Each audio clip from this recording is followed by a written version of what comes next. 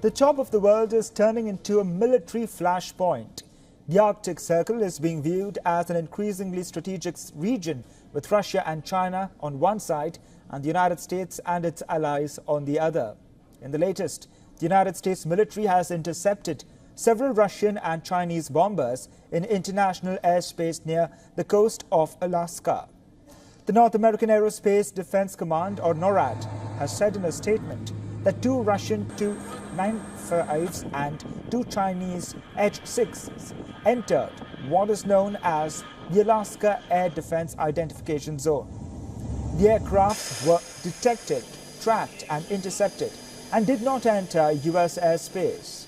The bombers were intercepted by U.S. F-16 and F-35 fighter jets, along with Canadian CF-18s.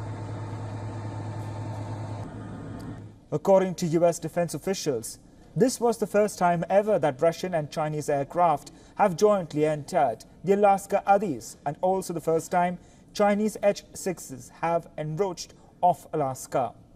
China's defense ministry has responded saying the air patrol with Russia near Alaska conformed with international law and was not aimed at a third party. The ministry spokesperson added that the patrol was conducted to test and enhance the level of cooperation between 2 air forces. This confrontation in the Arctic airspace comes just after the U.S. released its Arctic Strategy report, in which it claimed that growing cooperation between China and Russia in the Arctic could threaten regional stability. The Pentagon report was released earlier this week. It noted that in recent years, Russia has beefed up its military presence in the Arctic. Washington says Moscow has reopened and modernized several bases and airfields abandoned since the end of the Soviet era. China, on the other front, describes itself as a near-Arctic state and has its eye on the region's mineral resources and new shipping routes. It has said that it intends to build a polar Silk Road. Beijing and Moscow have hit out at Washington's claims. They say their cooperation is not aimed against any other country and that United States criticism is misplaced and confrontational. Российско-китайское сотрудничество никогда не направлено против каких-либо третьих стран или группы третьих стран, а направлено только на защиту интересов этих стран и на повышение уровня благосостояния народов двух стран. Вот что можно сказать. Поэтому, да, проявления конфронтационности видны даже в этом документе, который был опубликован Пентагоном. On Wednesday, Russia said it scrambled fighter jets to escort 2 British Typhoon fighter jets over the Black Sea. And just days ago, Moscow also said it scrambled jets to intercept 2 U.S. military long-range bomber aircraft over the Barents Sea.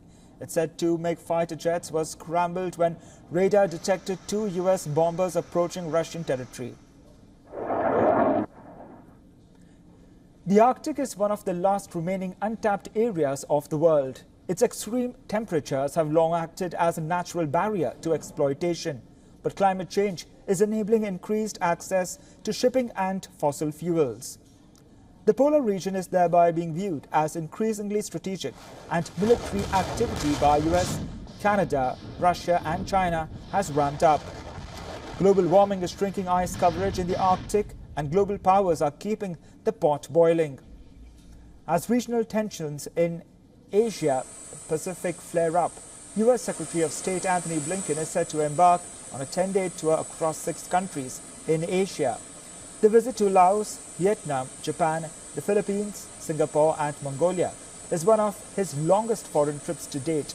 Washington hopes this will indicate a strong commitment to the region against its strategic challenger, China. For all the latest news, download the WION app and subscribe to our YouTube channel.